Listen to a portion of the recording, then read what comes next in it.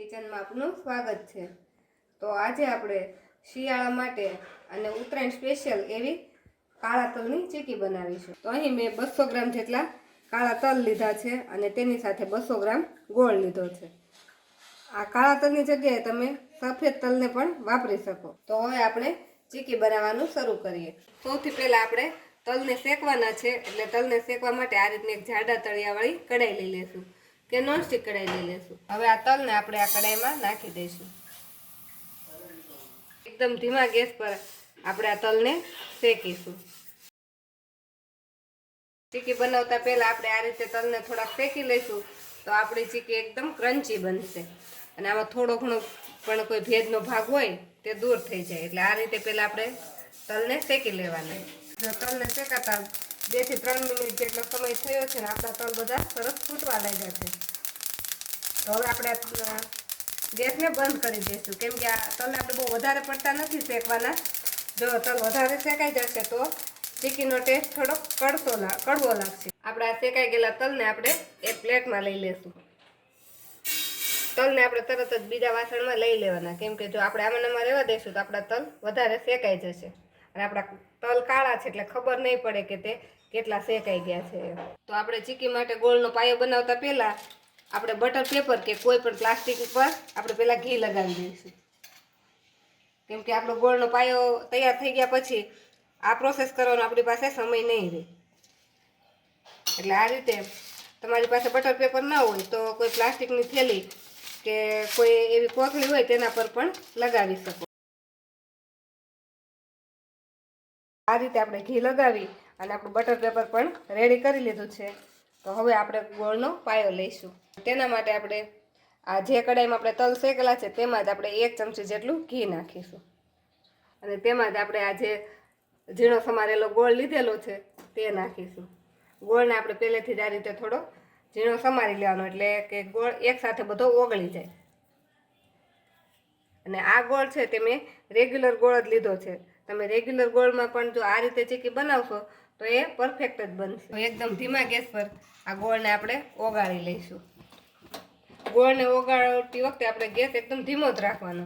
જો ગેસ આપણે ફૂલ કરી દઈશું તો ગોળમાં કંઈ પણ કણી હશે તો તે ઓગળશે નહીં અને બીજા ગોળનો પાયો આવી જશે। અને આપણે જો આ ગોળમાં થોડુંક આપણે ઘી નાખીશું તો આપણી ચીકી એકદમ શાઇની બનશે।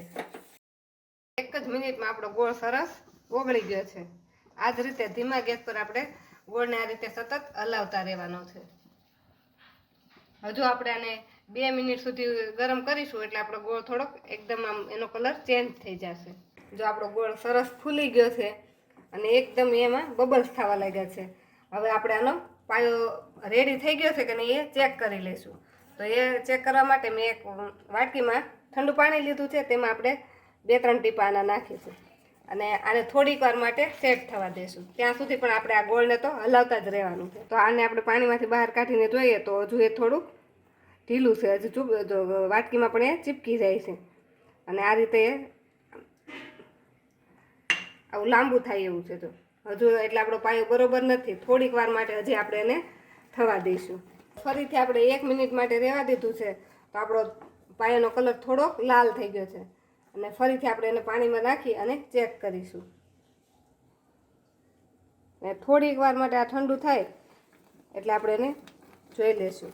આપણે જે અંદર 2 ટીપા પાડ્યા હતા એ એકદમ કડક થઈ ગયા છે। જો આ રીતે નાખીએ તો એ ખખડે પણ છે અને એકદમ કાચ જેવા થઈ ગયા છે। એને તોડીએ તો એના આ રીતે ટુકડા થઈ જવા જોઈએ। તો આપણો પાયો બરાબર આવી ગયો છે। હવે જે આપણો પાયો રેડી થઈ ગયો છે તેમાં આપણે 2 ચપટી જેટલો બેકિંગ સોડા નાખીશું। બેકિંગ સોડા ન હોય તો તેની જગ્યાએ તમે ખાવાનો સોડા પણ નાખી શકો અને ખાવાનો સોડા નાખી પછી આપણે એને ફટાફટ આ રીતે હલાવશું। જો આ રીતે થોડોક બેકિંગ સોડા નાખીશું એટલે જે આપણો ગોળનો પાયો છે એનો કલર થોડોક પાછો લાઇટ થઈ જશે અને તે એકદમ ફૂલી જશે। તો હવે આપણે એમાં તરત જ આપણે તલ નાખી દઈશું, ફટાફટ જ આને આપણે મિક્સ કરી દઈશું। હવે આપણે થોડીક ઉતાવળ રાખવાની, કેમ કે મિક્સ કરવામાં ને એમ, કેમ કે આપણે ચીકી વણવી હોય એટલે ફટાફટ મિક્સ કરશું તો આપણે ચીકી પતલી વણી શકીશું। તો ફટાફટ આપણે આને આ રીતે મિક્સ કરી લેવાનું છે। હવે ગરમ ગરમ મિશ્રણને જ આપણે જે ઘી લગાવીને બટર પેપર રાખેલું છે તેના પર નાખી દઈશું। હવે બટર પેપરની મદદથી આપણે આ રીતે એને થોડુંક મિક્સ કરી દઈશું.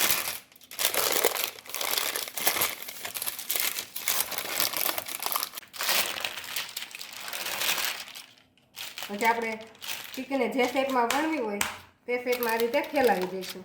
ચોરસ શેપમાં વણવા માટે મેં આ રીતે આ ચીકીનો જે બનાવીને રેડી કરી છે તેને આ રીતે સેટ કરી દીધી છે. હવે તેને આપણે એક વેલણથી વણી લઈશું. વેલણમાં ચોટતું હોય તો વેલણ પર ઘી લગાવી દેવાનું જરૂર પડે તો. અત્યારે મારા વેલણમાં નથી ચોટતું એટલે અત્યારે હું ઘી નથી લગાવી રહી, પણ જો પાછળથી પણ જરૂર પડે તો આપણે એમાં ઘી લગાવી લેવાનું. તો આપણે એકદમ સરસ આપણી ચીક્કી વણાઈ ગઈ છે અને ગરમ જ છે ત્યારે આપણે એના પીસ કરી લઈશું. તો આ રીતે આપણે જે શેપમાં વણેલું છે પણ તો પણ થોડુંક ઘણું આમ તેમ હોય તો તે સાઈડની કિનારી પહેલાં આપણે આ રીતે કાઢી લઈશું. અને આ ચીક્કીને થોડીક ગરમ હોય ત્યારે જ આપણે કાપા પાડી લેવાના, નહીંતર આપણે જે શેપમાં કાપા પાડવા હોય તે શેપમાં પછી નહીં પડે. આ રીતે આપણે જેવડી સાઈઝના પીસ કરવા હોય તે પ્રમાણે આપણે આ રીતે કટ લગાવી દઈશું. તો આપણે આ રીતે બધા જ પીસ પાડી લીધા છે. હવે આને આપણે થોડીક વાર માટે ઠંડી થવા દઈશું. તો આપણી ચીક્કી એકદમ સરસ ઠંડી થઈ ગઈ છે અને એકદમ આ રીતે ક્રિસ્પી થઈ ગઈ છે. તો એને તોડીએ તો તે એકદમ સરસ તૂટી જાય છે.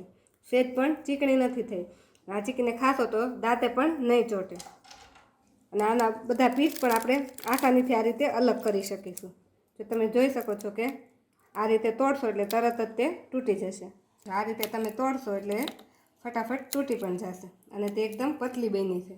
ગરમ હોય અને ત્યારે તમે જેટલી ઝડપથી વણવા માંડશો તેટલી તમારી ચીક્કી પતલી થશે. ચીક્કીને થતા સમય એકદમ ઓછો લાગે છે એટલે આપણે જેટલી ઝડપથી પ્રોસેસ કરીએ તેટલી આપણે ચીક્કી પતલી વણી શકીએ. તો આપણે બધી જ ચીક્કીના પીસ ભરીને રેડી થઈ ગયા છે. તો જો તમને અમારો આજનો ચીક્કીનો વિડીયો ગમ્યો હોય તો અમારા વિડીયોને લાઇક કરો અને પ્રોગ્રેસ કિચન ચેનલને સબસ્ક્રાઈબ કરો.